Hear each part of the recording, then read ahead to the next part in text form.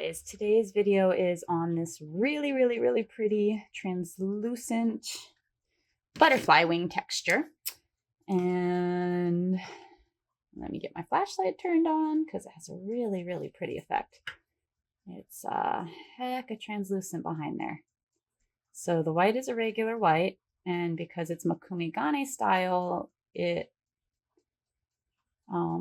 gets a little faded in some places. So it gets a little translucent behind it in occasional places, but all the blues and teals are all translucent mixed with a little bit of clay. So I'm working with Cernit Translucent. And if any of you guys have ever played with Cernit Translucent, I'm sure you all know that it is a bear to condition. So first things first, I've got my handy dandy new Mercado Atlas from Ed Street that is all colorized, and I absolutely love the heck out of this thing. Zoom out here real quick for you, but because I'm playing with translucent and I don't want to contaminate it with old colors, and pop this thing upside down, and you just basically play with the pins, rods, push one direction or the other until they decide to release, and then pull your blades out and flip them upside down, and see how much just yuck gets in there. So baby wipe and paper towel, and just run down it until you end up with a clean surface. And I had already done the other one before I decided to show you guys how easy that is. But there we go. Get this side and that side, and then take a clean paper towel and wipey. There we go. Make sure that this one's all the way dried off, wiped off. Okay, and then they go back on. Whoops, don't need paper towel in the machine. I just set back on there, nice and gentle like. Take your pole, find the first hole, lay it down, give a little tension to find the second hole, and just shimmy it till it lands into place, and they just lock right in. This is so much easier than it used to be, and I love how Ed Street puts this plexiglass base on it, because holy smokes, that makes a difference. But anyway, so yeah, now we have machine is clean. So back to the conditioning process. And yes, I'm spoiled. I use a motor if I can get it on there. There you go, motor in place.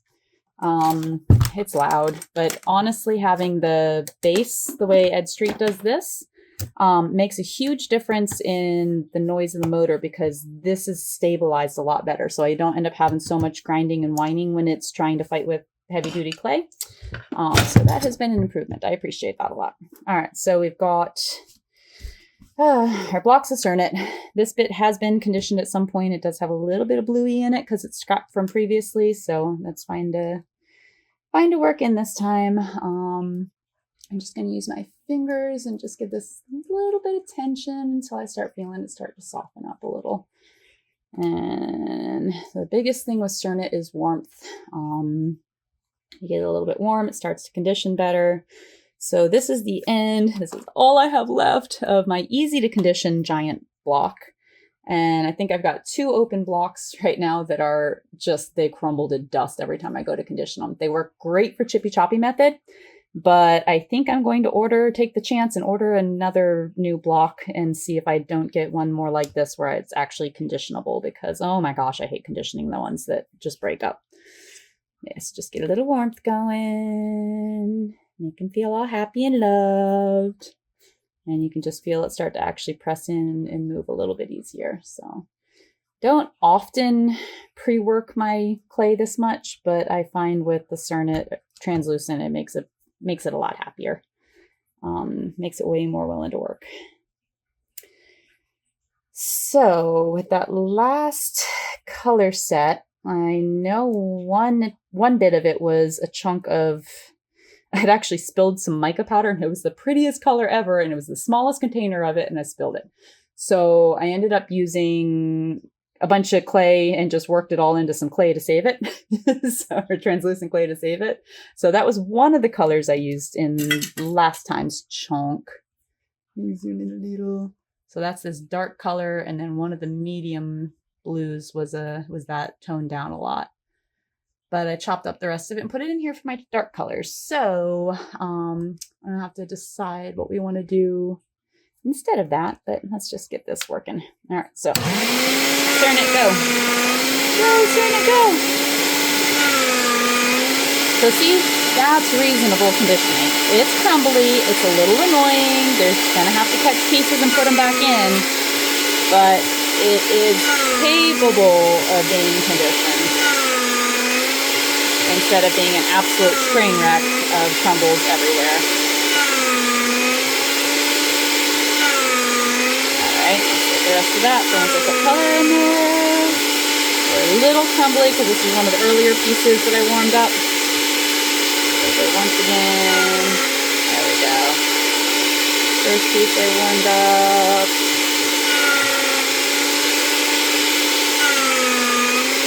So yeah, you see how much quicker that comes around being warmed up a touch.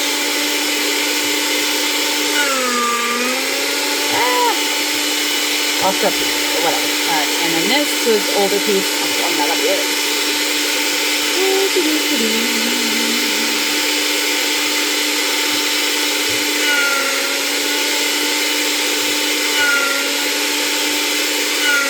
Okay, so I don't know, is that enough? Probably. Do like that. I'm gonna do that. Give myself a handful of colors to play with here. Okay, so we can either go through the scraps or we can go with mica powders. Let's see what we got up here in the mica powders. Yeah, I know.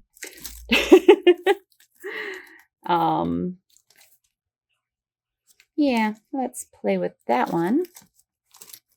And do I want to go so green?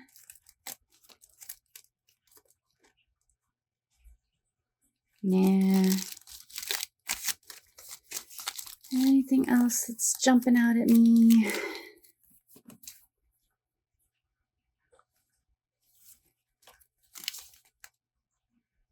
Magic mushroom. Nah, I don't really want to go so browns. Though actually, I don't know. Yeah, why not? Put a little brown in there. And then is there anything else I want to tint or tone a different direction? Yeah, that trio will do it. Well, let's see what we come up with. So yeah, this was somewhere I found online that sells mica powder for soaps, and they sell the big containers of it, but they also offer sample box or sample pack. It was probably expensive because I tend to get carried away when I'm like, oh, I want all the colors, and then I use like an eighth of them. But yeah, so it was a Nurture Soap is the company apparently, and they sell 5-gram bag samples. And they're more annoying to use than the little containers, but they're a lot easier to store than the little containers. So I'm kind of for it. Oh yeah, that's going to be really pretty. So yeah, your options for coloring your Cernit translucent are, you can definitely mica powder, and you can also use very tiny, like pea-sized balls of scrap clay. Sometimes work really well. So what I think I'm going to do here is I'm going to do, all right, I'm actually going to do 2 in each color. And then I am going to mix a small portion of each of those together. Man, this color is pretty. All right, let's do plenty of that. Wipe the spoon before I put it into the brown because, yeah. Oh, wow. I don't think my little spoon wants to come clean. Oh, no. It's a little stained, but okay. Yeah, it's definitely a touch stained. Hopefully it won't mess up my powder. And I don't want much of the brown, but that's a pretty little bit of metallic brown in there. Okay. So, yeah, weird, annoying baggies of makeup powder. I will have to refile those shortly. Okay, clean my spoon. Always trying to stay on top of the cleaning. It's a hard thing to do. All right, I might have too much there. That's going to be some work to get mixed in. Oh my. Yeah, there's a lot of that there. Whoops.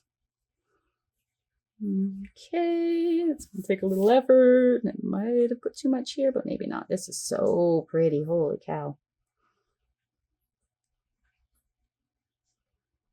Wow, yes. That'll do it. Okay, cool. So we get a whole different color range than the last grouping of it. I might end up having to get into that other block of Cernit to get this to all mix in because that's a lot of mica powder. All right, usually, I'm still gonna have to clean that machine as soon as I'm done too. All right, usually I start with lightest color first. So we go here and hopefully that will. Okay, so yeah, it's gonna take a minute.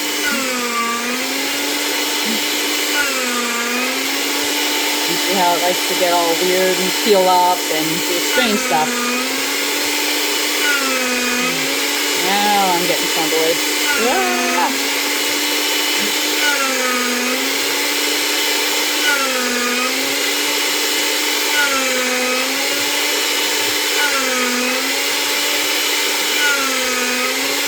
Alright, looks like we're getting pretty well mixed.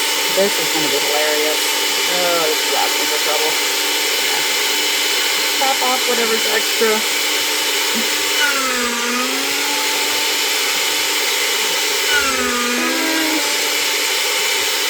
Oh, it's going everywhere. Holy smokes. So yes, puts you into my existence. But I don't think anything gets as clear as it does. So, you know what? There's chippy chop in, so I'm leaving that there. Mix in. I wanted one chunk that was a combo of the two colors. Okay, we have a little more.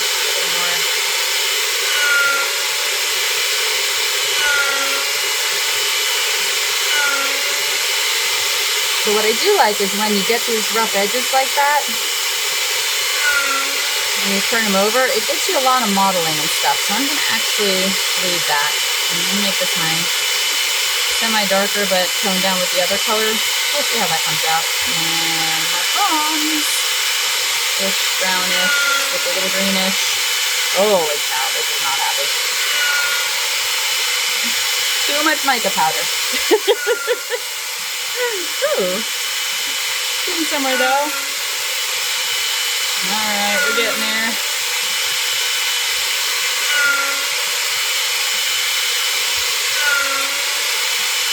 Alright, again, for the sake of visual interest, I don't want it all the way down. So, sheen off. Still loud. But, okay. Yeah, this is going to be a fun block to play with. So the reason on Cernit I prefer to stay away from alcohol inks and potentially try to avoid acrylic as well, because I find it tends to get really sticky once you go to block it up if you've got all that worked in. Wow, that's some pungent mica powder. Holy smokes. I haven't used that stuff recently, and because it's not in my little containers, so much prefer the little lid. Tap it down, you open it up, and then you can finger tap it to get it. These baggies suck. I think there was an option to get it in the containers too, and I was just like, nah, I want to try something new. That doesn't always work for me. All right, so go to Chippy Choppy blade.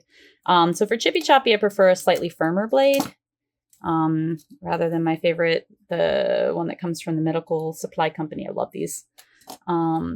So for doing Chippy Choppy, I have a kit blade that, I magnetized that. That's why that's sticking so hard.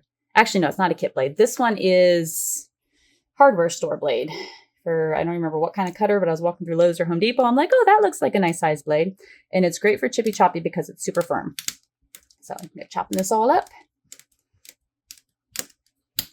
And I tend to like to keep my shapes very irregular. And mix that together.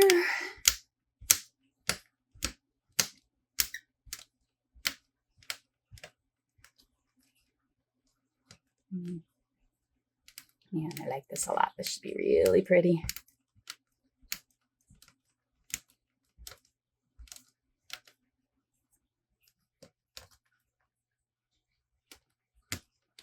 There we go. You just to give a nice little, I'm actually going to take this one much smaller because I don't want this to overtake in any way. So I'd like this to just kind of show up in little hints and highlights here and there.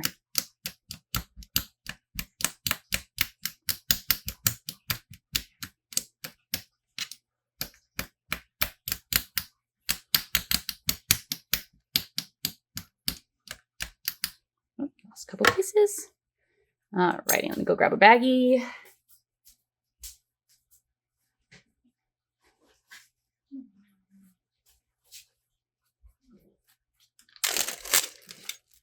I'm just going to mix it all together. So fully mixed.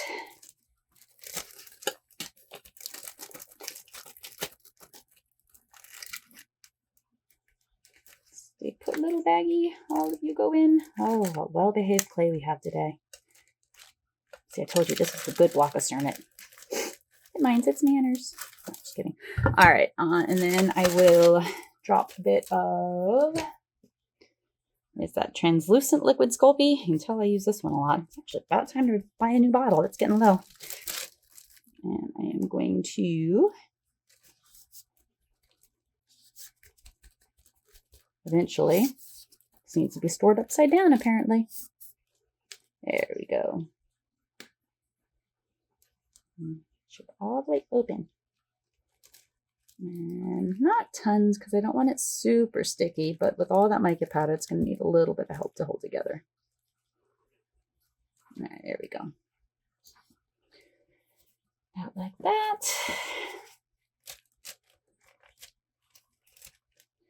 Zip it mostly closed, leave a little spot. Fill with air, and shake.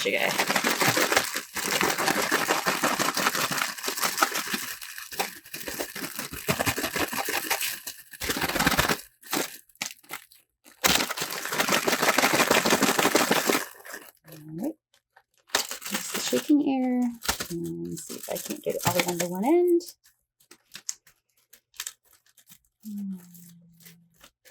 Go.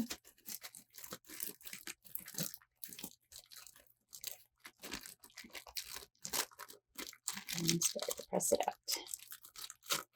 Oh, I think that's going to be super pretty.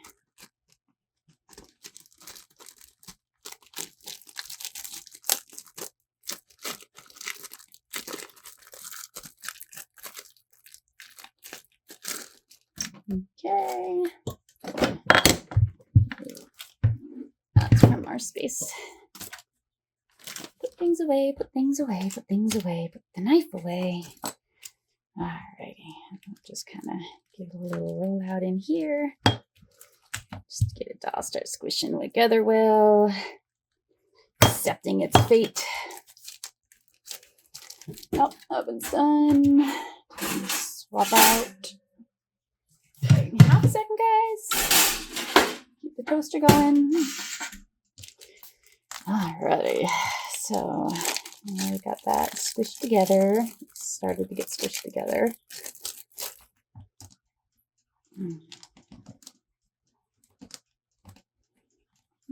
So I tend to like to use an acrylic block to help with this. Just keep squishing. Smushing and squishing. I'm liking this. It's really pretty. I think my favorite part about both Mokume Gane and this kind of chippy choppy faux stone effect is the fact that the more organic, the better. So it's not about rules and specifics and doing everything just right. It's more about creative expression and just kind of playing with it and seeing what works. Which is kind of how my brain just likes to function.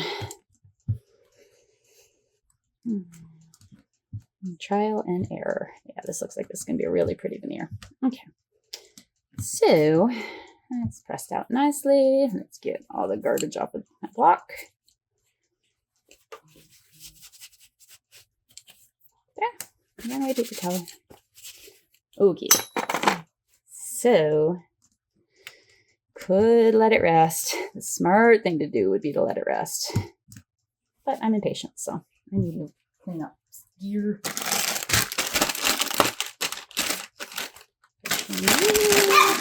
Oh, no barking crazies.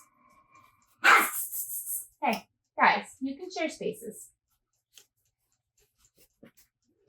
Arguing over who gets the best spot in the house. All right, again, I want my relatively, nope, that's a soft one. I want my relatively firm blade for this because I don't want it flexing and bending all over the place. I'm going to take the tiniest sliver off the front and the back to open up my colors. Wow. Let's zoom in. There you go. Because they tend to be a little sticky and funky on the outside edge. So I always want the fully exposed inner block. So I almost always, especially when I'm using paint and mica powders and all the other stuff in here too, but I always just kind of shave off that outside edge and I'll use that to make a bead out of or something. Yeah, look at that pretty. That is a pretty, pretty, pretty block. All right, so I'm going to take a handful of slices, a couple millimeters thick each.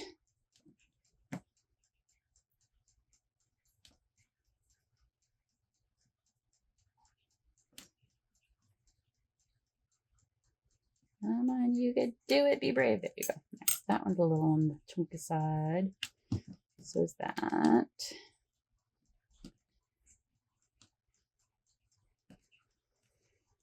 Okay. It's a little thin there, so I'll let that layer up a little bit. Put the blade away. Clean up whatever extra mica powders are floating around on here. That wasn't that bad. And where did the roller end up? There it is. Things like to always run away, don't they? So I'm just going to play the roller back and forth a little until I feel these start to level out. And I might wind up bringing that acrylic block in here to push the edges into each other a little bit. Let's see. Sometimes I'll use acrylic block. Sometimes I'll use the side of the thick knife, the blade. I want these to kind of have similar thickness and a similar shape. And the top edge are the pieces that are a little bit on the thicker side. So I'm going to give them just a little bit of extra push. Alrighty. So far I'm liking that. I always wipe the roller.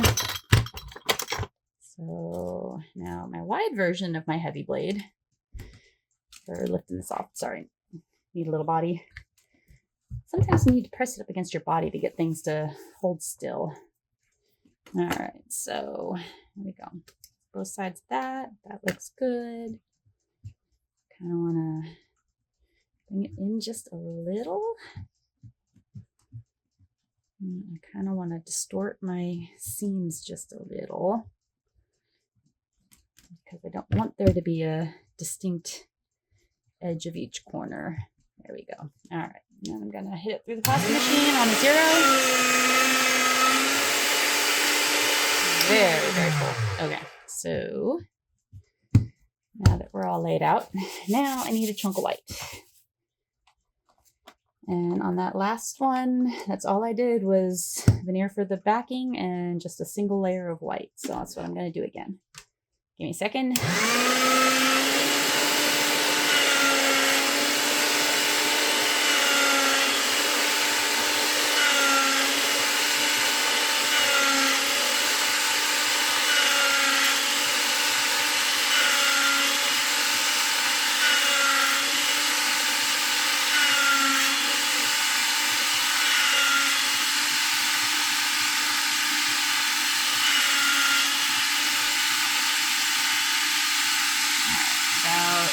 A little messy from the touch of leftover residue. I'm going to kind of push it out till it's about the width I want, and then I'm going to start taking it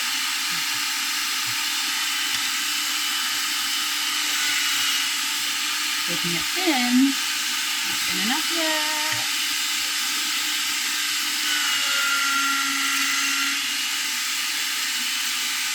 There we go. All right, so that's on a 7. And again, one of the reasons I like using a tile is because I can stick it down to the tile, especially when it starts getting thin like this, and just stretch it all out. And I could have been super anal retentive and gotten rid of cleaned out my blades again before I started playing with white. I probably should have. But again, I like the organic feel, so I don't mind a little bit of funk, a little bit of discolor, a little bit of, just more naturally looking. Go ahead and zoom out one for you guys. There we go. That's the button I wanted. Just a little wider. All right, so now just cleaning off the edges of it. So at this point, I will hit it with a roller to make sure that that's all down and snug. And I can run it through the pasta machine. I will probably go ahead and run it through on a 0 again, just to, don't forget to set it to a 0. Haha. I don't want to go much thinner than that because I'm going to be pressing in and shaving off, so it's going to lose a little bit of its thickness, and I don't want to back this.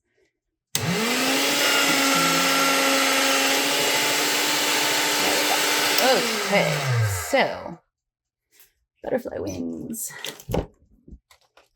So my options are debossing, embossing. I'm going with debossing because this is going to push whatever the outer edge of my roller is going to be what pushes down. Whatever this is going to be what comes up. So I'm going to push the white down in, and it's going to allow the color to come up into all the open spaces. And when the color fills up in the open spaces and I slice the white off, all of a sudden then you're going to have the color there. And where did my charm go? So like this. All the white is this pushed down, and all the teal is where I slice the white off the top and the color comes up through. So that's how to kind of decide how to stack your colors. And the biggest thing about working on this is, like I said, because it's translucent, I want it clear to the back. So I don't want any white behind anything. I'm not going to slice and stack this. I just want a single layer. And I don't want to use this because this would push the white down where all the butterfly wings are. So it'd basically be white butterfly wings on a teal background. I prefer having the butterfly wing effect be the tealy part and have the outlines be the white. So as always, get the roller wet, like really, really, really wet, like a spray bottle on a sponge, roll it around, roll it into the sponge. My sponge is soaking wet in there. It's wet. Now, I usually, if I'm in a space where I can shake it, I shake it once or twice and then just kind of lightly dry it, but I still want it to feel pretty stinking wet. And then the next thing I want to do is dry my hands. All right, and take a piece of paper and burnish this down.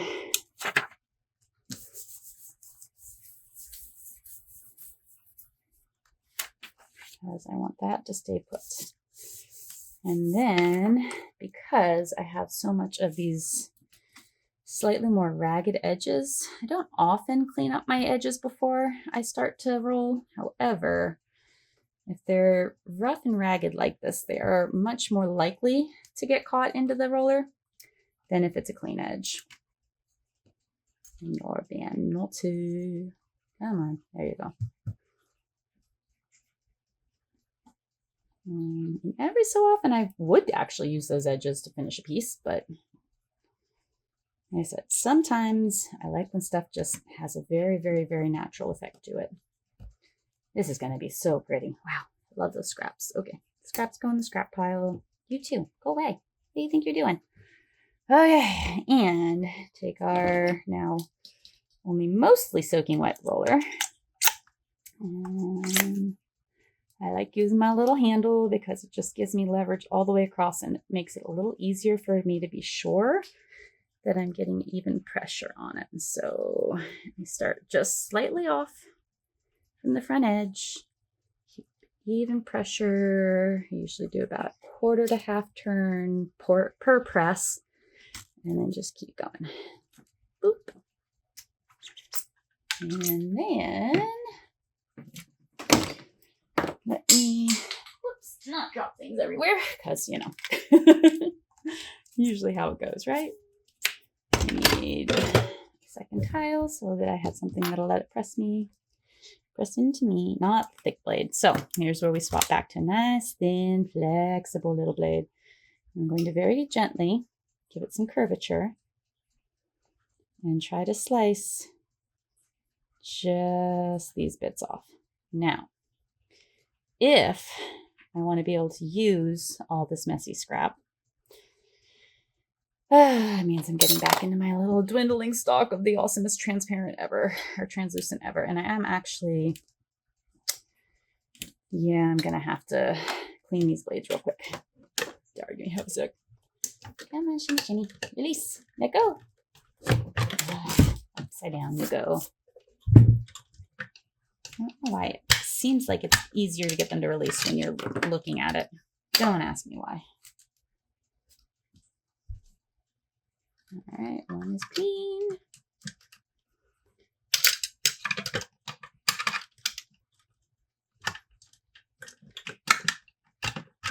Don't argue with me. Go where you belong. There, good thing. Wow, it's amazing how much crud gets in those blades in a second. That's just one set of work. Nuts. All right. And the roller itself. Okay. So yeah, quick and easy as that. Clean your pasta maker when it's got the new blades. Hitch. Rock. All right. So back to conditioning. Go in place. Come on, motor. You know where you belong. Sorry, getting in arguments with all my stuff today. It's kind of fun to live that way. All right. Sorry, noisy.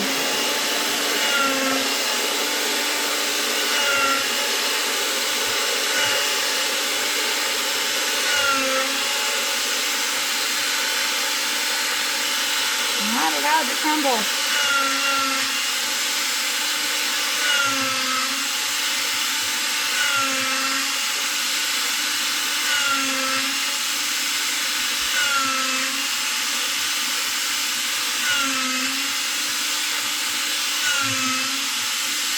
Getting there. One more minute, guys.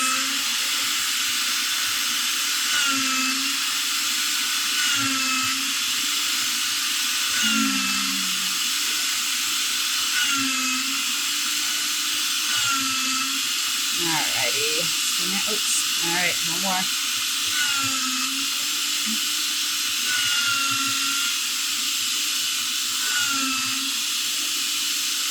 Oh my goodness. This is the good version. This is the happy to condition block. Holy smokes. Come on. Relax.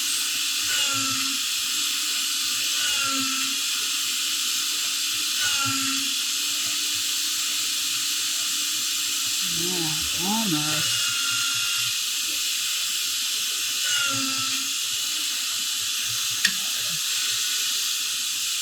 Right enough. Almost. Alright, scaling it down. So this I definitely want to take out as thin as I can.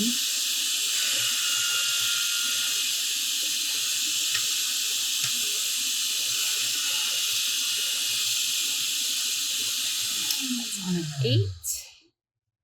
I need to stretch it left to right a little bit, so I'm going to lay you there. I'm just going to stretch a little. I probably could have put it on a 9, just because it's crumbly-ish. Being a little bit troublemaking. All right, there we go. Okay, back to my burnishing paper.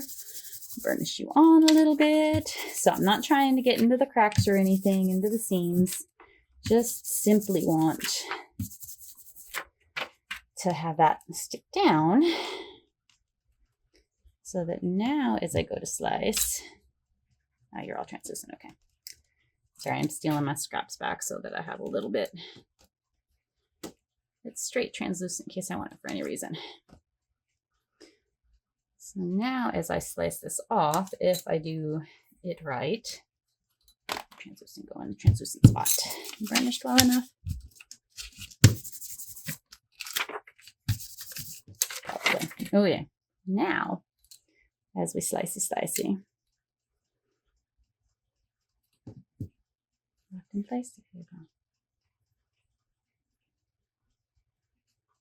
All my little pieces are going to stay with, but it does make it a little bit trickier to find the depth at which I want to slice, because now I'm looking through, I'm not getting deep enough, although that will be super pretty because it's just the white, and that will work nicely on over another color. There we go. That was a good slice. So I've got the white, and then I've got a little of that. So that's actually going to give me really pretty. But it won't have the translucent effect because, actually, let me show you that. So this won't have the translucent effect overly much. It'll still have some shine because it's mica powder, but it's not going to be extremely translucent because it's white backed. So I said that's why I'm doing it here like this, because I want nothing behind my translucent on this version. But now these little slicey pieces will make really, really, really, really pretty pieces to put down onto something else. All right, try to keep that depth where I'm getting, it's so hard to get deep enough without going overkill and then going fully deep and then causing trouble.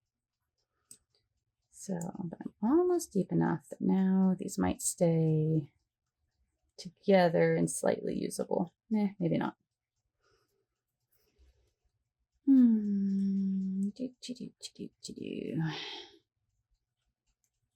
Oh, that's a good scrap. Look at that one.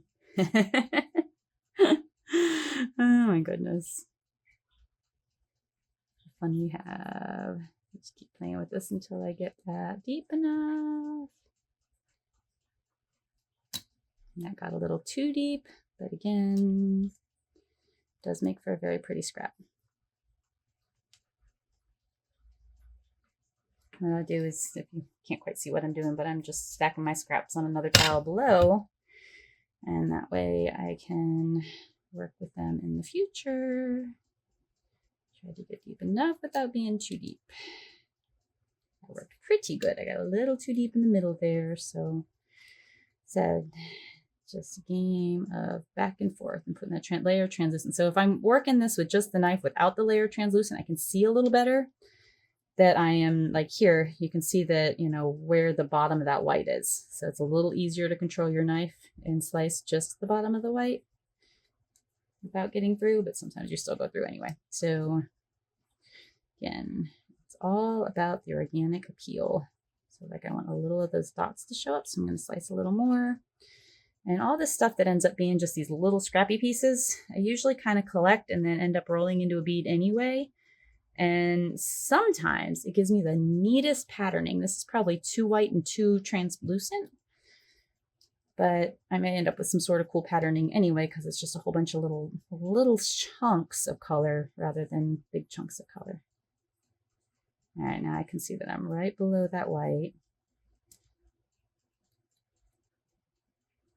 Not quite as deep as I'd like to be.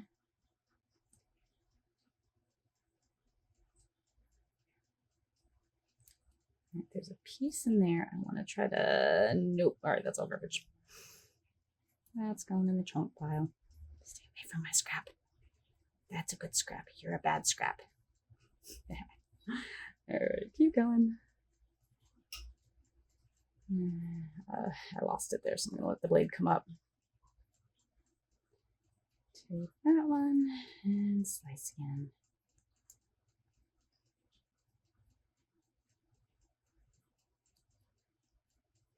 I'm getting some amazing white scraps here, but a lot of the teal scraps aren't going to end up making anything else because they just break apart. So if I was more concerned with my scraps here, then my actual base plate, I would want to be aware and maybe use the alternate direction. So rather than the debossing, use the embossing, because that would give me a whole bunch of lines that are connected. And then that would make pretty lacy scraps that I can put on top of other stuff easily without having to use the translucent. So that's that eternal battle of, do you want embossed? Do you want debossed? And I could use, no, I can't use the white, but because of the translucent game, I definitely wanted to be using the debossing. Because you can't do the translucent as your top layer and expect to be able to see through it, because it'd have all white underneath if you had the white getting exposed.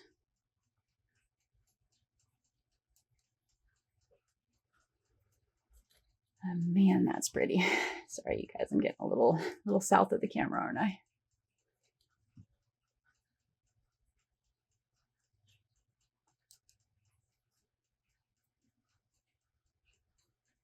Find something I can stick. The thing is I usually use my leg against the tile against my leg to keep it from pulling back. And because I'm trying to do this on camera, oh, I took that one too far. You know what? Just gonna put you back in. Stay put. So you can't just place a little ittiest bittiest bit off the top of you. There we go.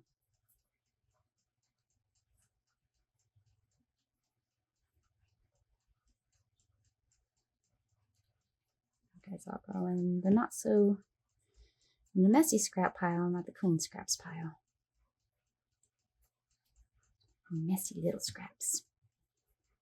Now I'm starting to actually get a little color in that pile, so that's kind of fun. Just cleaning up all the edges. Cleaning, cleaning, cleaning.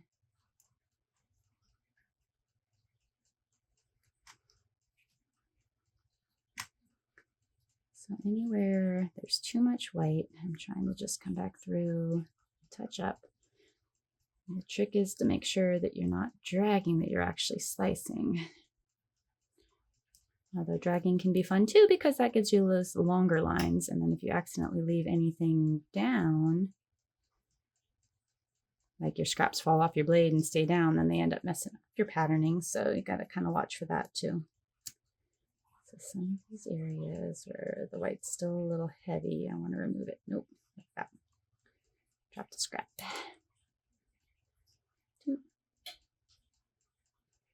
And like right there has all that subtle little dots. Try and expose some of that. Oh, that got a nice clean. That's a good scrap. It's got some of the old scraps stuck on the back, so we'll see. That might do something or might not. All right, so far mostly done. Just messy.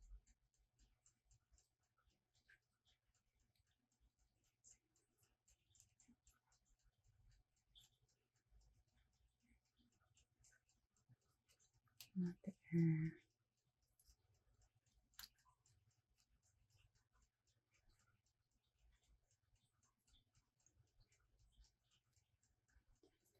All right, I think that's looking pretty good. I think I'm gonna call that done.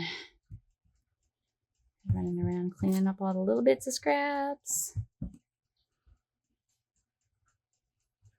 And I'm going to clean those up too, because just are what they are.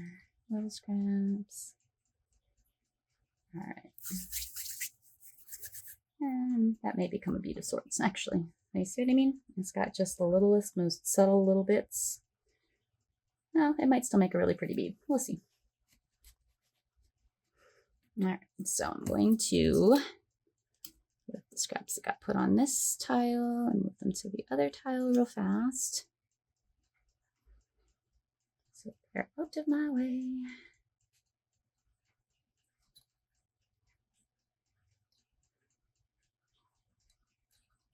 All right.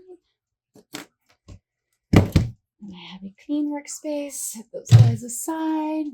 My toaster goes for a full hour instead of only half an hour.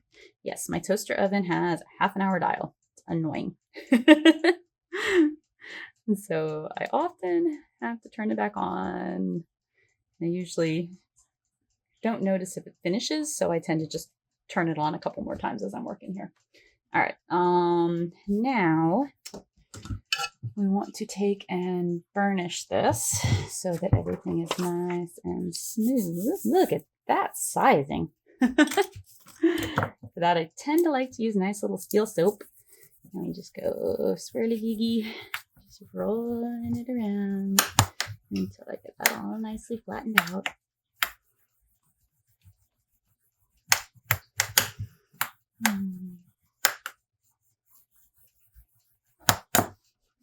Into my hand a little bit. Again, Cernet likes warmth, so all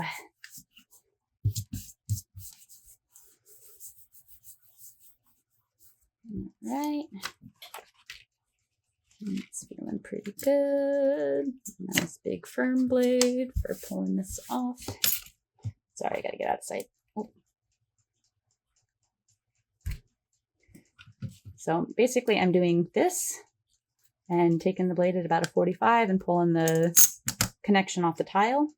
The reason I take it out of your eye line is because I use my leg to keep the tile from sliding as I'm doing that. So that's how that ends up happening. Sorry, just a little bit of cleanup because they're starting to get scraps and rolls, clay everywhere, and we don't need it. All right, so I am going to go ahead and run this through the pasta machine just to the point where it touches it. Sometimes I like to texture the back, so I'll run a sponge behind it. And even though it ends up on the tile, it still ends up giving it a really pretty, no, that's not one. Sorry, I have a, that's so funny. I have little stash pieces here, and oh, there we go. There's some that are done with the back. So yeah, that's, so even though it ends up baking to the tile and sometimes it still has a slightly little shiny, you can just sand it back down a touch and it gives it a really pretty backing. But because of what I'm doing with this, with the clarity, I don't think I want, I think I'm just going to want to clear the back. I don't think I want to do that with the, yeah, I don't think I'm going to want to texture the back on this. So back out to a 0. Start there. All right, and no change, so I go to a 1. And it felt like a 1 just touched it. Yeah, the 1 just touched it. I think if I go to a 2, it's going to be a little bit tighter than I want it to be because I don't want it to distort it in any way. I don't want it to press it out in any way. I just want it to be as it sits. And then where we're at now is picking out how we want to slice it, you know, what kind of shapes we want. So, eeny, meeny, miny, mo. I love that long rectangle shape. This one I tend to use a lot of because it's just pretty and often it captures all the right parts of it. So it's a pretty one. That's one of my favorites. And I do want to do some beads out of this. I've been wanting to show you guys how I make my beads, and I'd love to have a set of beads out of this. So, oh, you know what? If I'm doing beads, then I'm probably going to want one of my little doggies because if I'm doing beads, they're probably going to end up on one of my leads, and that means I'm going to want one of these to match this veneer. So it's fine. I think I'm going to start with the little dog right there on that corner because something about that, I'll zoom in for you guys. Just kind of, I like the way the pattern splashes and it kind of follows the shape of the dog a little bit. So back to my wet box. That's why I keep this soaking. Here, I'll show you guys. Soaking wet sponge. This is one of the worst cutters I've made as far as wet problems or sticking problems. Things love to stick in these feet. So saturate the heck out of that cutter. And I'm going to want to make sure that this is very, very, very, very, very burnished to the surface.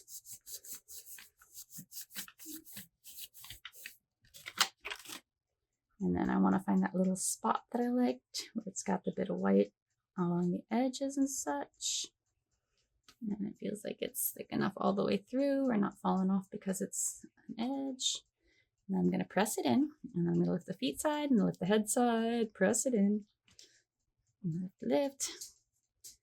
So this is from early on. This is actually the reason I got into figuring out how to 3D model, and what ended up making all the rollers and everything else I'm selling is I wanted to be able to make a little pendant of a little trotting Papillon doggy for my show dogs. And it's a pain because it was before easy access to all the software that makes these things super easy to shape out. So in order to get my lines even, it's the software I was using is just a royal pain in the butt. So I have absolutely no bevel on this edge. It's just a blunt end. So that's what makes this cutter even more frustrating, is I have to flip my tile over and then I have to shimmy it around until I can make sure that I see that outline through the entire, which again, I love working on tiles. By the way, my tile, Dollar Tree. They sell them as cutting boards. I hope they still sell them because I haven't noticed them in there the last couple times I've been, but I hadn't gone looking either, so they might still be there. But yeah, $1.25 for a nice little glass tile. And it is textured on this back, and the back texture is pretty as a backing, so you can use that side to texturize. So, it did it just right. That is the best it's done that in a long time. Dare I try a second one? I probably should. Is that a good spot too?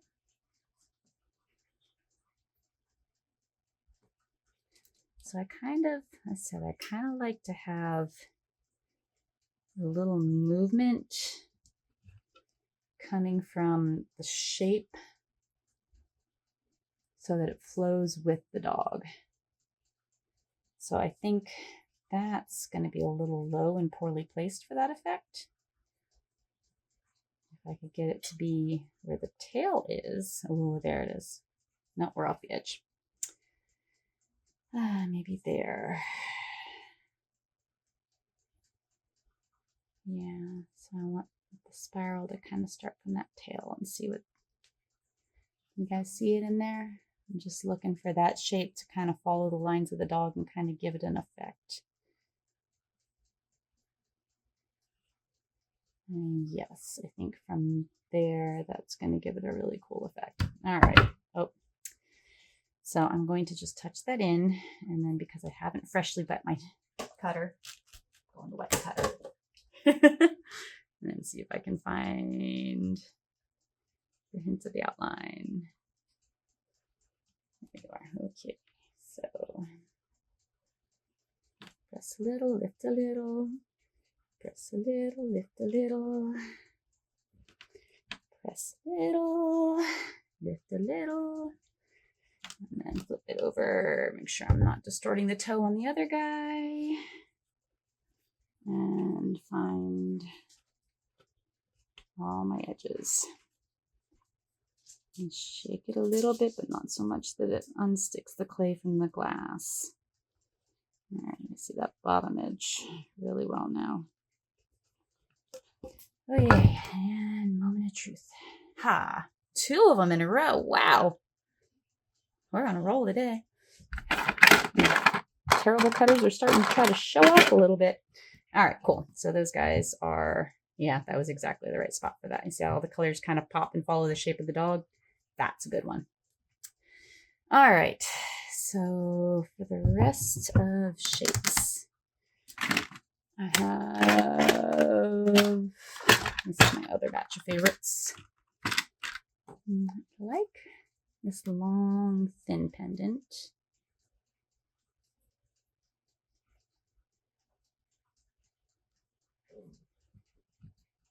Sure, I'm not getting too close to my doggies up there.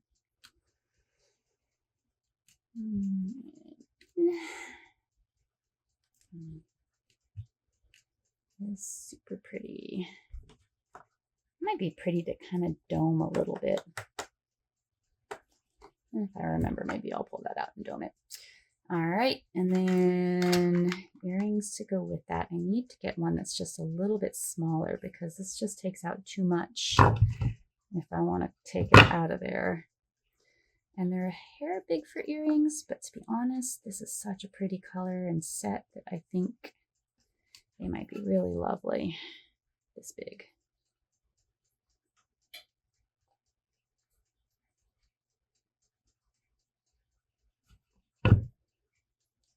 clear on that dog's toe, right? Let's get you just a touch. Okay. So yeah, so these are this is the most recent iteration of my cutters. And these are my favorite by far. They cut through hecka clean. Yeah, they're not still in there, so you can't see the line very well. But I've gotten the edge finally like perfect on them. For a while, I went to the PLA style where it lays down the layers, but I just can't get them clean enough. And sometimes I was getting a little delamination at the edge. And then the material I was using, if I ship them out, they were, I had a couple of them start to unravel. And I've heard that that can be an issue there. So these are back to the resin, same as I print my rollers from. But I finally figured out how to get them in the printer and programmed and designed where I actually get this just clean little thin edge. And I mean, they slice through like butter. These things are amazing. And they're like rock solid too. Like the structure on them is, I mean, they're not bending, they're not flexing, they're not going anywhere. The only issue is I'm making them smaller and smaller and smaller. It gets really awkward because that's not the small heart. Where did I put the small heart? Anyway, the size on the bottom is so much smaller than the size on the top. Now this is a straight line down. So when you're looking down, you're seeing exactly the size, you're seeing exactly what you're going to cut out. But the outer edge is so much wider, it's hard to gauge it. So I'm going to have to still play with that and perfect the sizing, I think, because they just get a little awkward once they get small. It gets hard to tell what you're actually cutting out. So I get a little funny about things being perfect before I start selling them to you guys. Let's see. Looking for a nice combination of this butterfly detailing without it taking over the piece. So like here, it's all the white details, and neither of those two pieces have the same balance of white detail. So I don't want it to take over the piece, but I don't want it to not be enough either. So I'm thinking if I get way up on this edge, and again, remember, I go out a little wide and it's going to give it a little bit of a bevel as it cuts. So I don't want to be too close to that. That's pretty. And the coloring and the patterning, so I'm actually going to push it slightly away from that as I come down, just to make sure that I don't lean outward. You see what I'm saying? So I just have to kind of watch what I'm doing. And there we go. So yeah. All right, I think I'm going to save all of this for doing beads. Don't have a whole lot of time before I have to get to work, so what looks like it's going to end up happening today is I'm going to split the session. Those will work for beads too because they'll cut up. So go ahead and just pull you up off. And that's my bead veneer. And then get the rest of these guys out of here. And that toaster should be done shortly. So again, Cernit, especially because it's chippy choppy style, it just decides it doesn't want to move and listen sometimes. It's prone to breaking up. So I will not take these off of this tile. It's one of the Cernit things. Usually these guys, I like to pull them off and fiddle a little bit with the shape of the legs and whatnot, but I'm not going to take a chance of that because this is Cernit. Most specifically that it's Cernit with chippy choppy. So it just sometimes likes to get a little funny. This one I can play with because he's at an angle where I can. So I like to just kind of, I prefer that toe pointing backwards. And if it touches into that one, then it holds, oh, I'll show you guys there. So I bring that back. I should be able to get to this one too. Sorry, trying to make sure I do everything on camera. So if it comes back and it touches that toe, then that locks into place. And it holds up better when I go to finish them. They're not as prone to breaking off. I still have to worry about the front and back toes. And the back toe does better with just a little bit more of a backward sweep to it. Let's get a little nice edge. These do not have good edges. I end up having to sand the outside edges of all of these. Because, yeah. But I have my Papillon dog, even if it takes extra work. I still wanted it, and I need it, and I'm happy. I'm out of tiles. Yeah. Oh, all right. I need to finish off some stuff and go get ready for work, and I will get these in the oven. and I will show you guys when I get back from work and we'll work on these beads. I'm very excited about that because I think I'm going to like these even better than the last set. Alrighty, have a good one, guys. Okie dokie, I am back, and these gorgeous butterfly wings came out of the oven. And as beautiful as they are, I put too much mica powder in.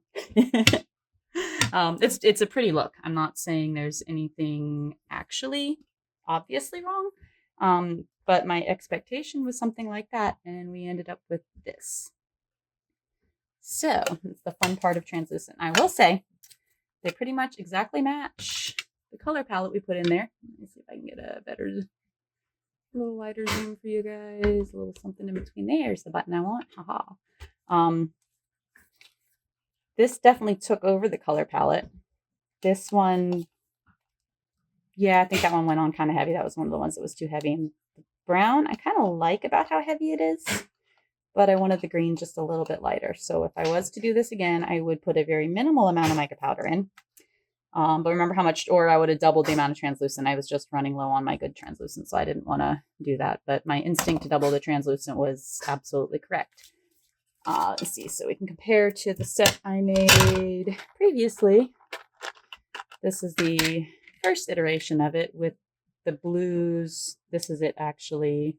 This is what happened when I took these guys and put them over one of the green colors I used to mix down to these.